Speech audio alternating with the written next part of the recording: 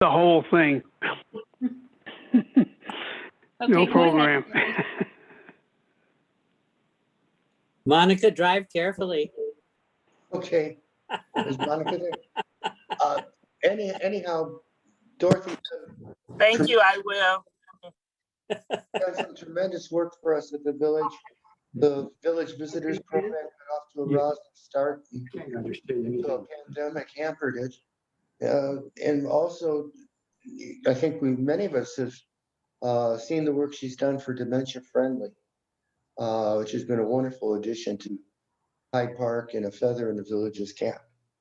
But I also need to thank Michelle, who is our part-time ED director, but there's nothing part-time about how she does her work. It's been a pleasure for me to get to know her and to work with her these past couple of years. We all know she's done so much for us. We hope that she'll continue. Now, I've been president now for 3 years, and it's been a very wonderful experience for me. I've been an old dog who's had to learn some new tricks. I guess if I do mention the presidency, I should thank two other people. That's Margaret and Susan, who took some time to onboard me for this position, and offered me their good counsel throughout these 3 years. This wouldn't have been possible without them. Now, I'm one of the joys of the village is I've made many, many friends, new ones in this third act of my life. But another, maybe less appreciated thing is that I've lost some old friends too. But the dignity with which they've carried out their lives has been inspirational. Now, and of course, personally, there's nothing like being part of something bigger than oneself. This is probably my last public action as president. In about a month, at the end of the month, the talented Ina Grace will take over as president. But I'm still going to be around because I think people know that old presidents never die. They simply attend. Michelle, would you like to give us an overview of the year? Okay, sure. Thank you, Gary. Let's see. So I have some slides to share that summarize our year. And then I'll invite Margaret Hike to update us on all the work she's been doing with the nominating committee and the board updates. And then I don't see if Joanne is on the call yet. Our treasurer, Joanne, should be here eventually, and we'll go over financials and go over the budget. If you do have any questions during this part of the meeting, just put them in the chat, and then we will have a Q&A toward the end. And then you can also just ask a question toward the end of the meeting. Yes, so I'm going to share my screen.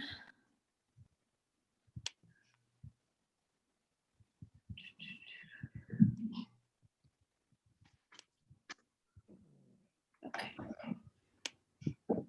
You're all seeing that? Mm-hmm. Okay.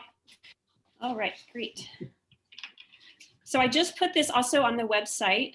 There's a short movie of these slides right on the homepage.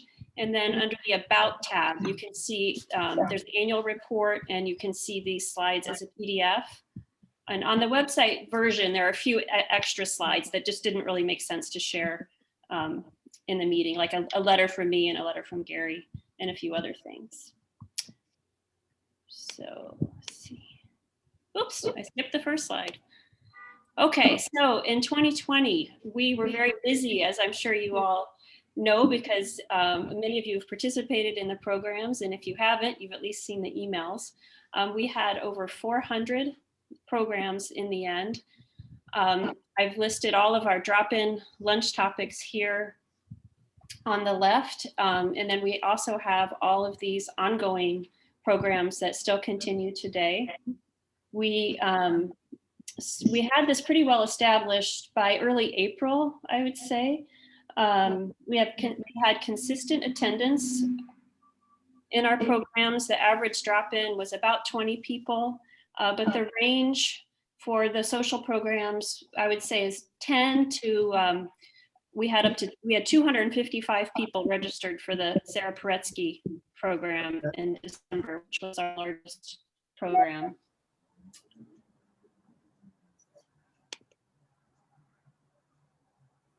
And we have a very active exercise program that's 5 days a week, Monday through Friday, 10 to 11 a.m. All of our programs are open to everyone right now. We had 87 people who spent over 2,000 hours exercising in CHPV programs. We had 5 people who attended more than 100 classes. That was Kristen Woods, Barbara Wagner, Sylvia Dawson, Judy Morgan, and Laura Cracky. And we had more than 20 people who participated in more than 50 classes. Yoga is the most popular class. You can see a screenshot of a yoga class here. We're averaging over 20 people a class in yoga, which is more than double what we had when we were in person. So that's going very well. Wow. We fulfilled 246 service requests last year. We had 67 active volunteers who reported 1,597 hours. 77% of volunteers are also members. We had 40% of that volunteer time was direct service and 60% was administrative work or committee work. This bar graph shows where what services were the most common, and village visitors was, I don't have the exact number, it looks like about 115 services for village visitors, which is a relatively new program that Dorothy Pytel established. It came via our partnership with the SHARE program, and it matches a volunteer with an older adult for just a social visit, 1 hour. And also I would note in here, in this data, remember we were not doing any services for several months. So I think it makes this even more impressive. I'm hearing a little echo. Is the audio okay? Fine here. Yeah, okay. Good, thank you. Just my computer. And here's our volunteer honor roll. So Dorothy sends out an email every Friday inviting volunteers to submit their hours. And for those who do, we really appreciate it because it really is valuable for us to know the hours that are going in to support the village. And this is a list of those who reported more than 15 hours.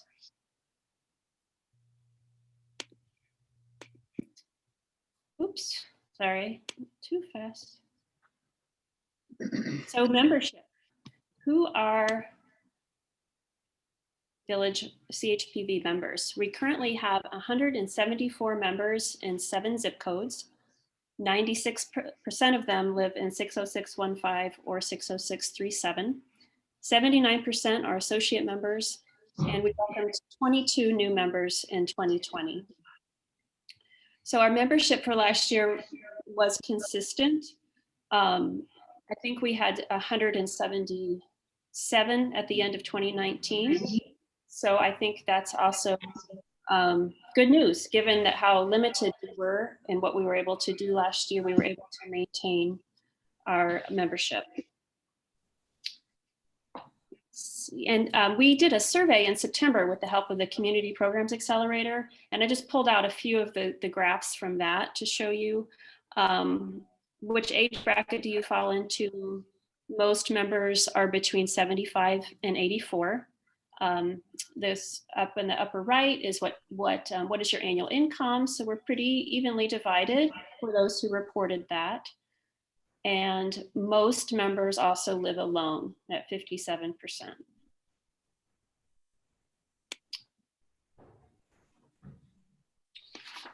So this was a really big project last year, also led by Dorothy Pytel. And I think we could talk more about this during the Q&A or discussion time at the end of the meeting. Dorothy led the effort to get Hyde Park designated the first dementia-friendly community in Chicago, which is a really big deal and really exciting and something that's just getting underway and you'll be hearing a lot more about. And then we also refreshed our website last year. This was something we did, Dorothy and I worked on with Barbara Noresh, Terry Stumpf, and Jay Frankie. We just had a series of meetings. We looked at other village websites, talked about what we would like to have on our website and how we would like it to look. And then we got this new refreshed website in September. We're continually adding content to it, especially content for members, such as exercise classes and program recordings. Dorothy is hosting a tour every first and third Monday, where you can learn more about what's on the website, where to find things, how to log in, all kinds of stuff. And as you will hear from Margaret in a moment, we are welcoming 4 new people to the board. So I will skip over these slides for now. And these are our financials, which we will also talk about in a few minutes. And we had a very successful 2020 end of the year appeal. We had an increase of 70% in our donations. And we also received support from 2 new foundations. So it was very successful.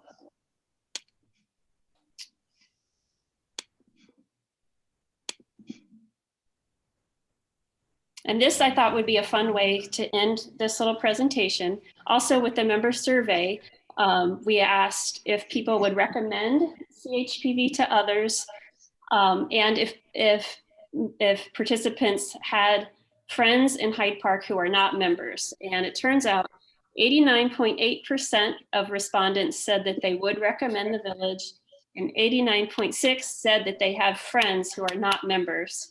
So the takeaway there is to tell your friends about the village.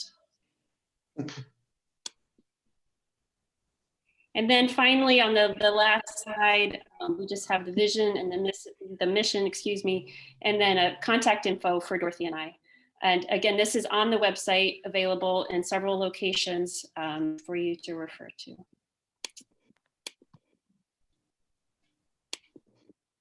Whoop. Oh no. Where is my? There it is. Sorry about that. Okay, so those are my slides just summarizing our year. And now I want to invite Margaret to give us a brief update on what she's been up to with the nominating committee. Somebody just put in that Charles is trying to get in, but it says the site is closed. Yeah, I called him. And I don't know whether my other board members are here or not. I can't. Monica Sue is unable to make it. Oh, that's too bad. Well, And then I don't see Dottie. and Sue? Sue is unable to attend today. Okay, well, anyway, we've had a very, I'm serving as the chair of the nominating committee. We've had a wonderful nominating committee working on this task of board building, including Jane Comiskey, and George Rumsey has rejoined the committee. He was the chair of the very first nominating committee we had in 2012. And we brought him back again as our kind of community member. And in addition, Gary Worcester as president and Susan Alito as well-connected and of course past president has also been meeting with the nominating committee and really doing our best to see if we can get a robust, diverse group of candidates. And we are really pleased that to report that we do have 4 individuals who have agreed to join the board. And I think you all should have received their bios and a summary for them. And you've got letters. Could you go back and show their pictures? Because I see that was in your wonderful Sure. summary. Since we may not be able to see them in person. I was looking forward to having them be able to introduce themselves.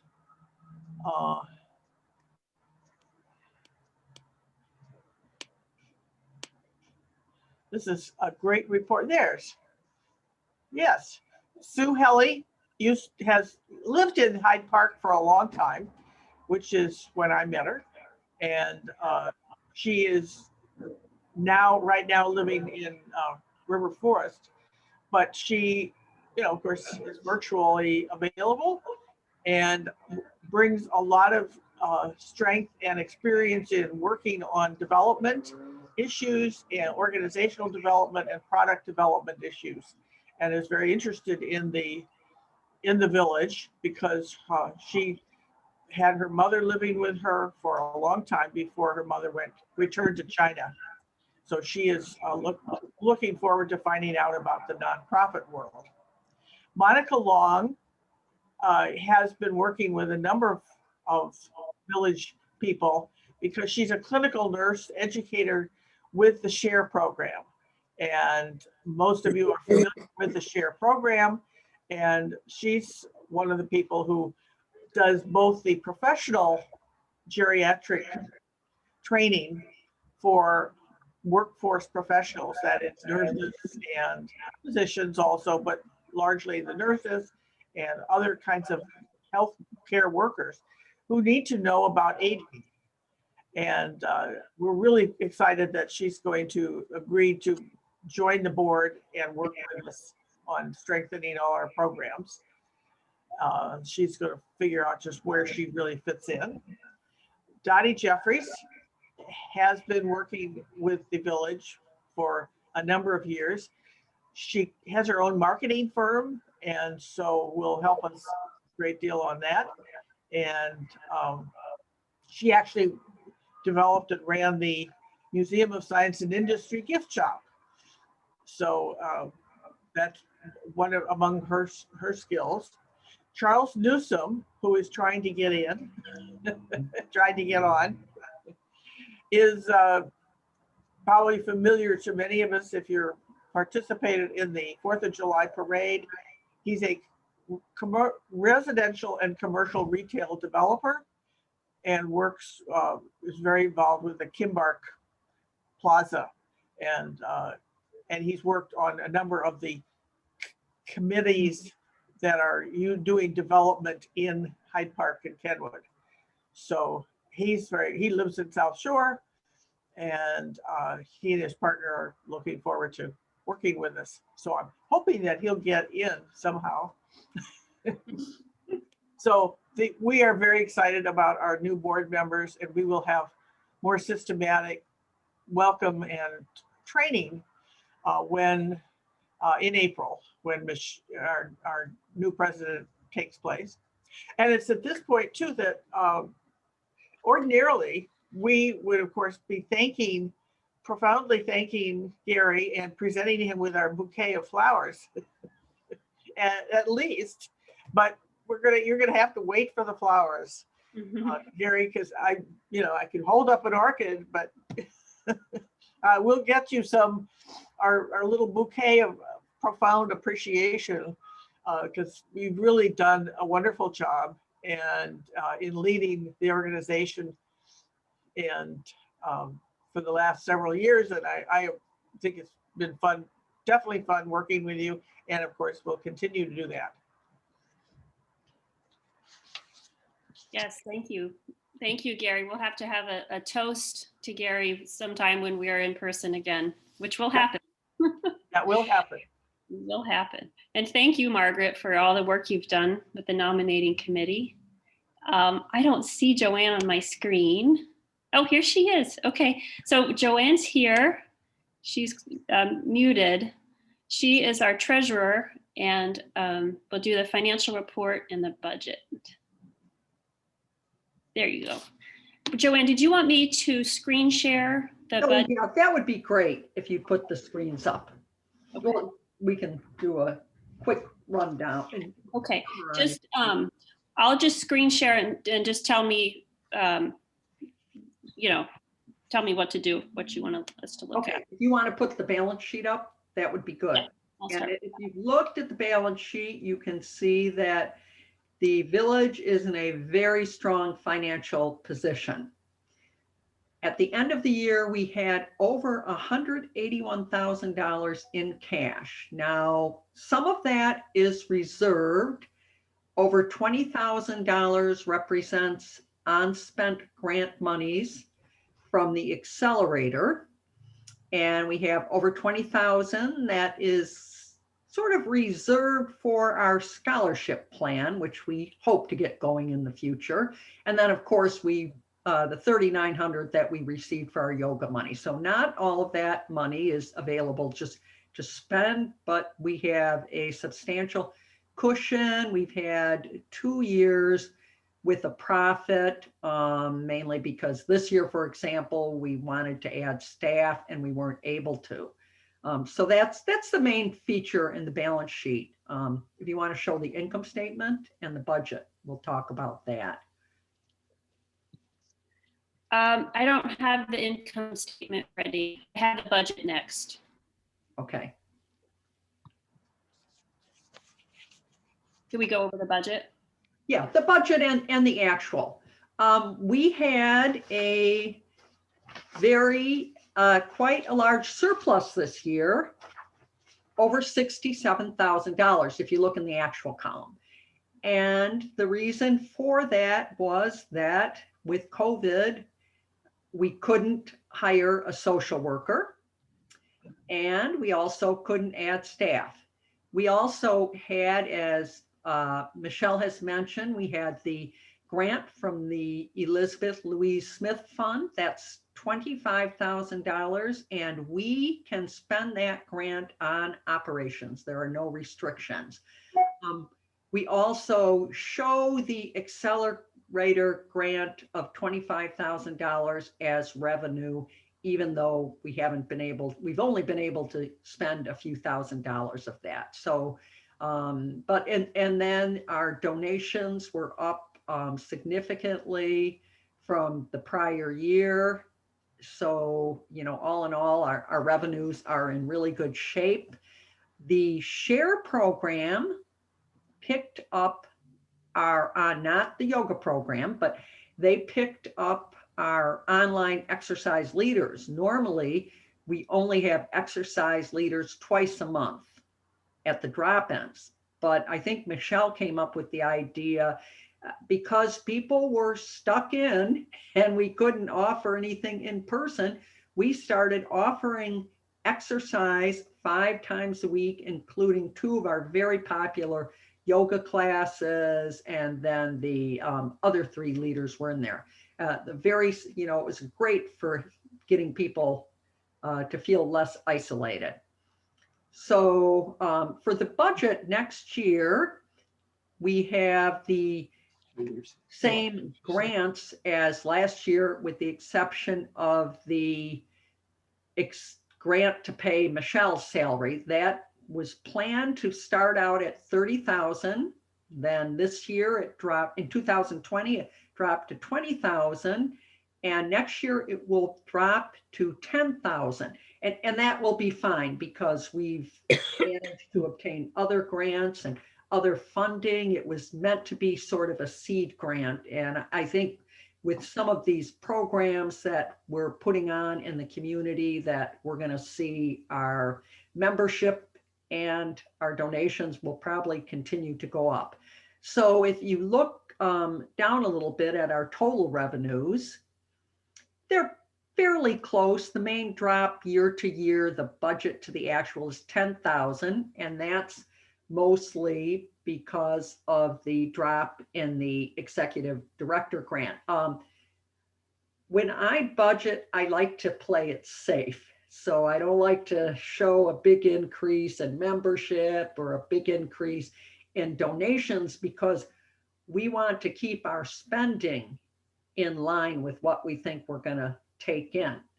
Now, as you go down the budget, you can see the staff and personnel cost. That's an area where we expect to increase over 30,000. The main thing is the staff addition. And also we will be paying Michelle and Dorothy more. Now, one thing I'll point out here, the salaries for Michelle and Dorothy, that's the CHPV director and the project coordinator, those are net of what we they're less than what we pay them, because the share group picks up part of both their pays and accelerator picks up part of Michelle's. In fact, share is covering the cost of dementia friendly and village visitors. Okay, so we've had such a terrific year that I think the board was all in agreement that our staff deserved an increase. Other than that, looking at expenses, I don't think that we see much that's changing.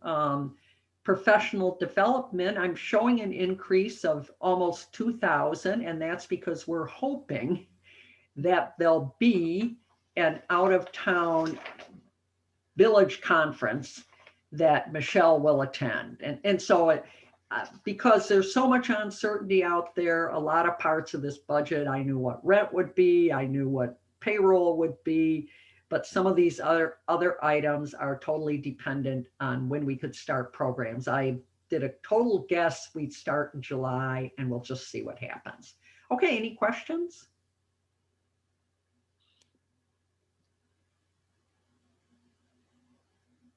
Okay, I think we'll continue to do well. I have a question.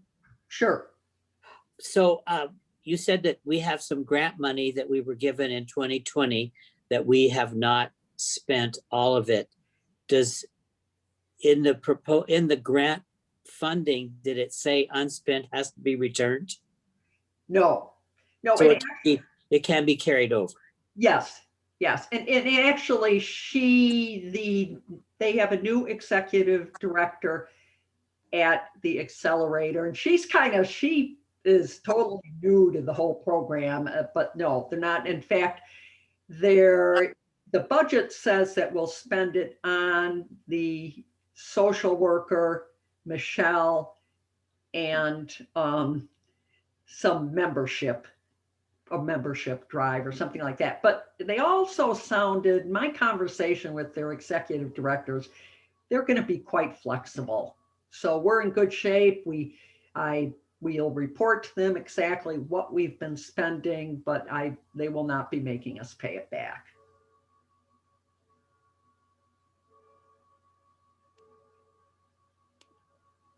Thank you, Joanne. Any other questions for Joanne on the financials?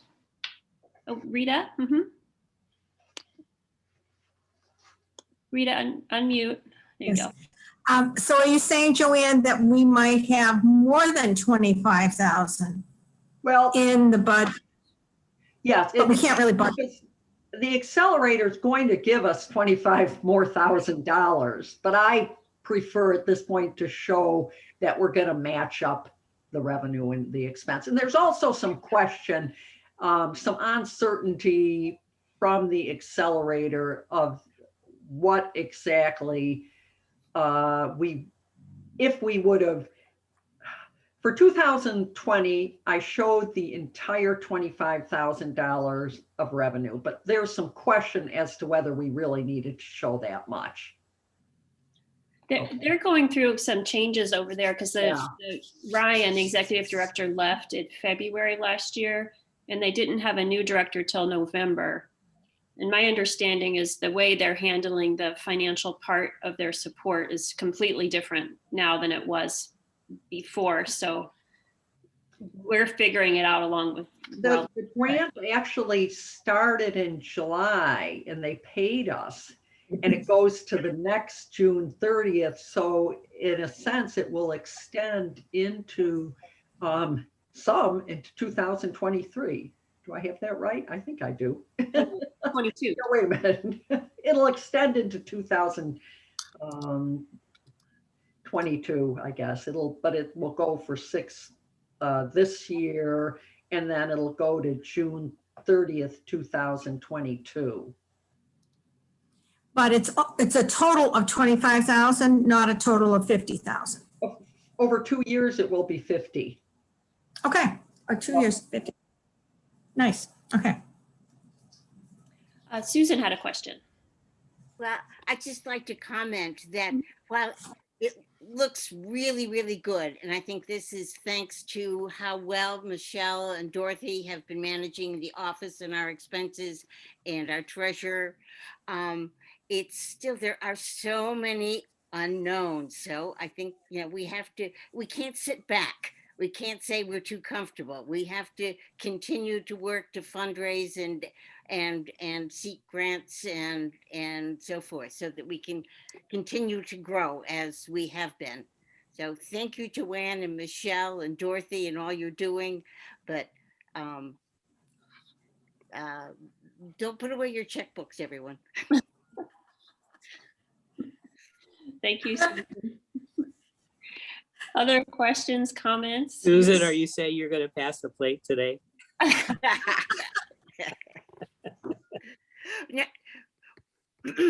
But I just think it's, it's possible, not-for-profits are a very tricky business. And if it looks like we're in too good shape, people relax, and we can't relax. And so that's all I want to say. That we're in good hands and people are doing a good job, but don't relax.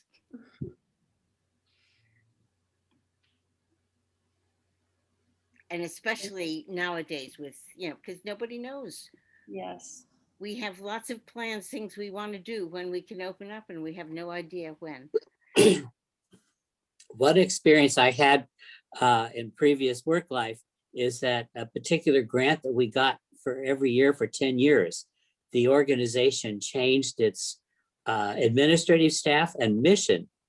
And so we no longer met that criteria. So you never know when an organization may change its focus and not have monies that we've gotten in the past. So I think it is wise that we not sit back on our cushions. Yeah, that's exactly what I'm talking about.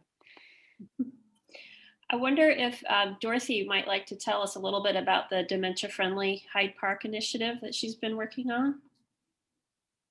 Sure, let me unmute myself.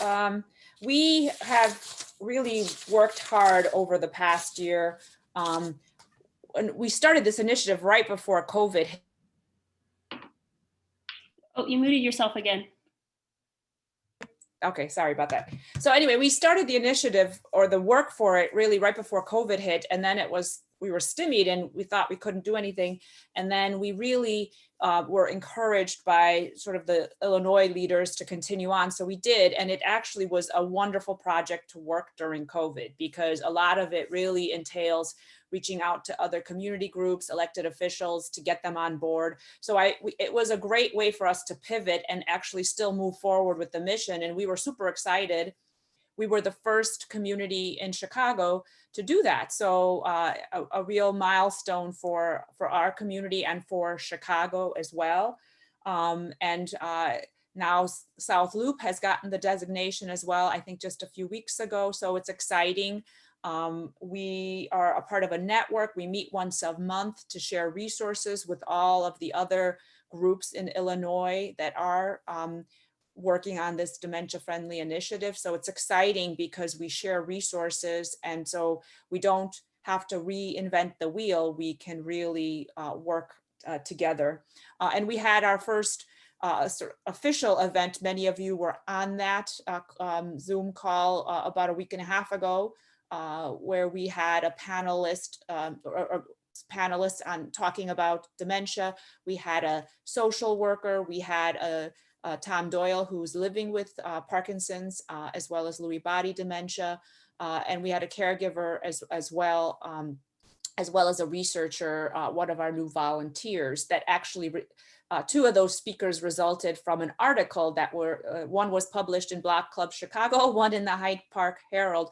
So having some visibility has also brought immediately resources to this initiative. And it's exciting because it's just at the beginning, and there will be, a lot of work that will be happening. It's a great opportunity to get involved yourselves.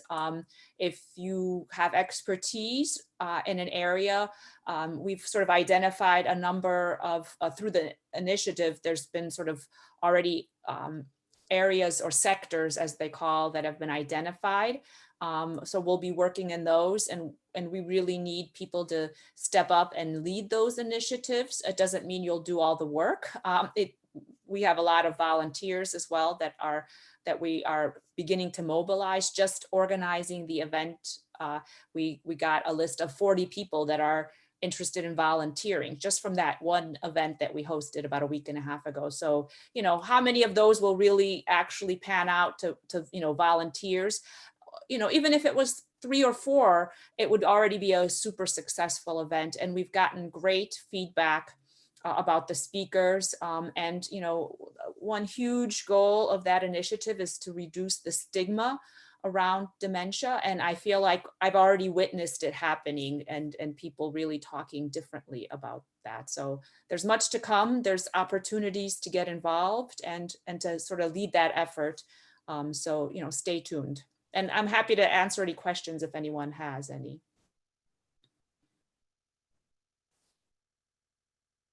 Just make sure to unmute yourself. Any questions about the dementia-friendly Hyde Park work or anything else? Dorothy, this is Jay. Yeah, hi. You got me. Hi. If you were to describe the one thing you hope the dementia-friendly movement will accomplish in the next year, one program or service or thing it will accomplish, what would that be? I think the most important thing is to help people living with dementia and their caregivers a sense of hope.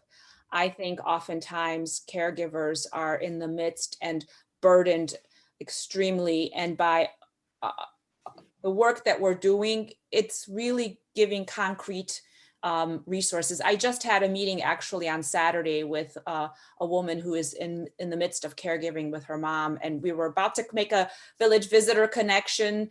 It wound up that connection didn't happen because the volunteer suddenly was not available.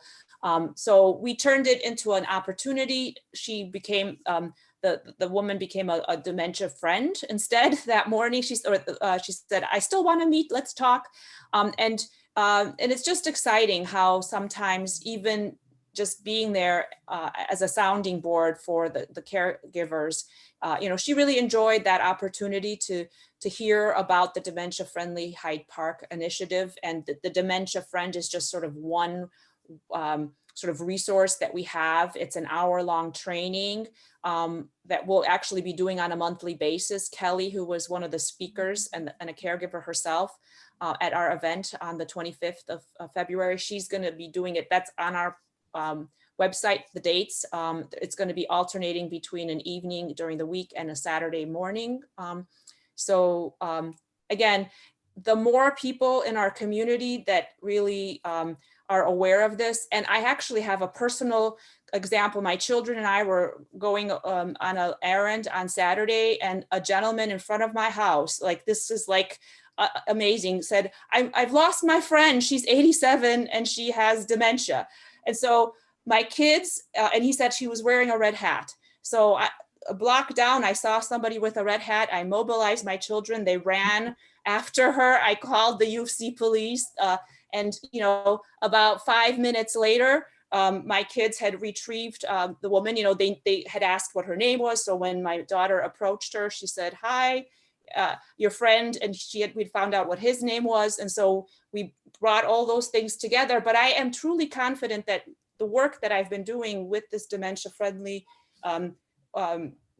initiative really trained me to do the simplest thing, which is just to be there for someone, ask a question. So this gentleman was very confused, or he wasn't confused, but he was very nervous that his friend who he was walking with suddenly disappeared.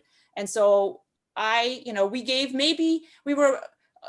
took us 15 minutes, the whole encounter, but out of it, I feel like, it turned out it was her birthday the next day. So we had a nice exchange, wished her happy birthday, and just helped her reconnect with the gentleman that, that she was going for on a walk, her friend who was taking her incidentally to get her vaccine shot.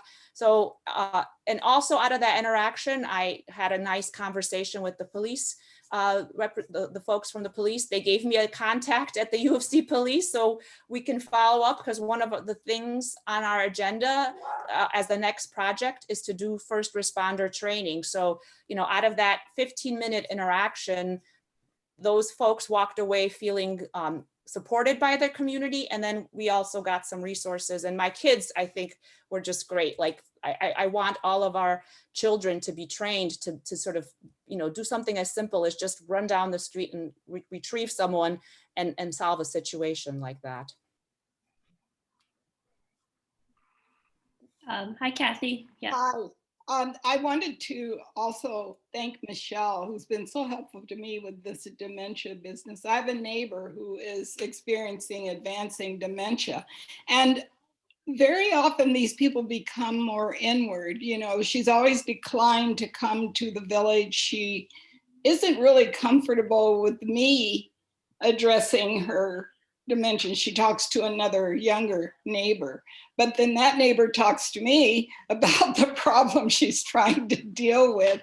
And Michelle was so helpful in giving me a reference that my neighbor who's being helpful was able to use for. So the one thing I wanted to say is that any way that we can make this more widely known in the community to people who will never join our community of the village, younger people who are dealing with older people who do not want to be involved or very insular, would be really so helpful, because it's the only way they're going to get the information. They're not going to get it from our emails, our website, or whatever. So anyway, I really appreciated your help, Michelle. And so did my neighbor. You guys are a tremendous example of the village's notion of neighbors helping neighbors. So yeah, I'm grateful for you for reaching out. But on a slightly longer term project related to the dementia friendly work is developing a logo that would then be used to somehow, we haven't worked out the details at all, but somehow kind of certify businesses as being dementia friendly in Hyde Park.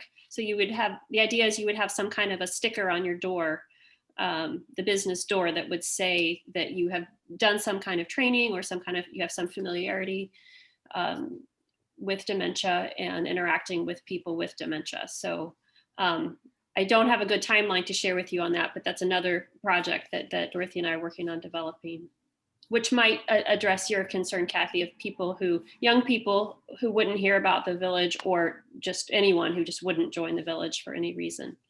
I'd be happy to help with that anyway. Cool, thanks. I'm taking notes.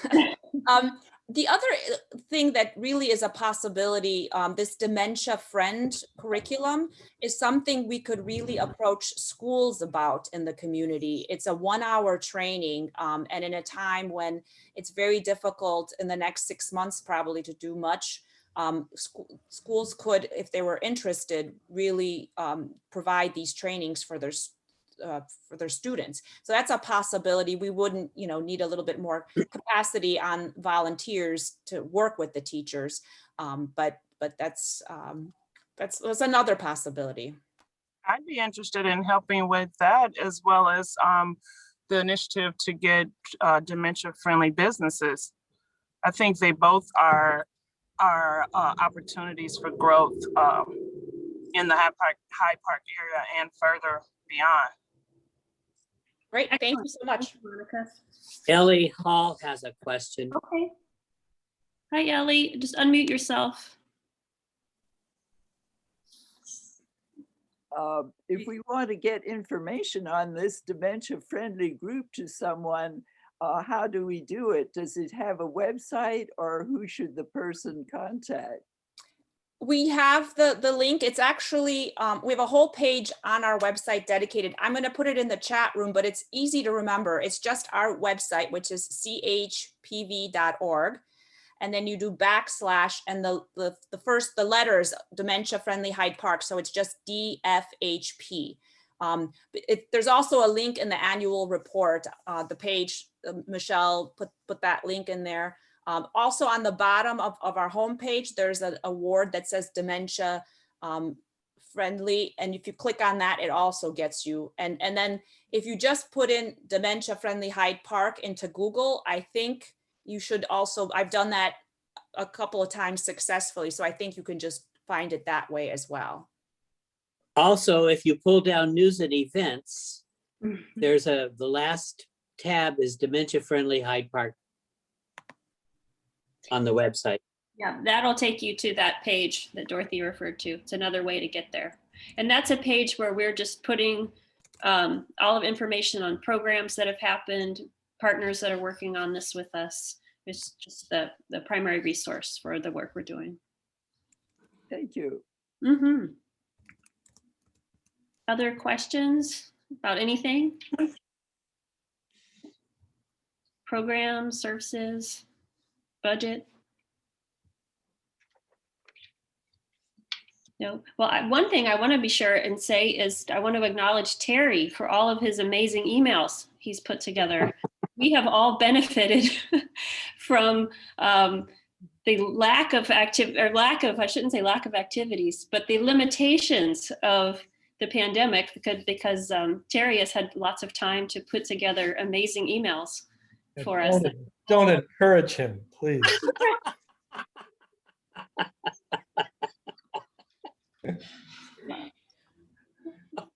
So thank you, Terry.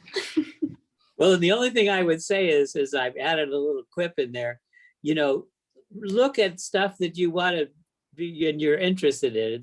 You don't have to read everything. Terry, I would like to know, Terry, if you have read everything that you list. That's right. I'm going to do the BBC network script, no comment.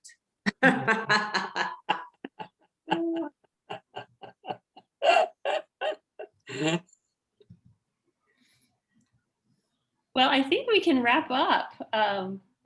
I want to also thank all of you guys for joining and for joining all these Zoom programs all year and really keeping the village going strong despite not seeing each other in person. And we will see each other in person soon. I'm sure we'll talk about that at the next board meeting, which will be the second Tuesday of April. And then whenever we come up with that plan and a date, that will be shared. And also that the slides that I shared earlier, I'm sure they'll be shared in an email, but you can also get them on the website. On the homepage, there's a link to a short video. And then under the About tab, there's an annual reports link, and you can find all the slides there. And also the contact information for Dorothy and I is on the website and also in the report. If you have a question or want to get in touch for any reason, we'd be happy to hear from you. So thank you, everyone. And one more thank you to Gary for his service as board president for 3 years. And we will have a toast to Gary in person sometime soon. This has been a great annual meeting. Thank you. Very informative. It's really great. And it's a slide presentation. Oh, it's just marvelous. Thank you so much. Fantastic. You're welcome. You're welcome. It's great to see how well the village has done. Yes, it is. I went to a VTV conference 2 years ago, I guess it is now, and one thing about grant writing and everything, and they said, the best thing is to show your statistics. That was quite marvelous, seeing all those numbers and charts. It tells a lot of stories, and it's a visual as well. And I like putting slides together, so it was fun. So It was a great. thanks, everyone, and have a good evening. Enjoy the warm weather while it's with us. Bye, everyone. Bye-bye. Thank you, Michelle. Aye. Bye-bye.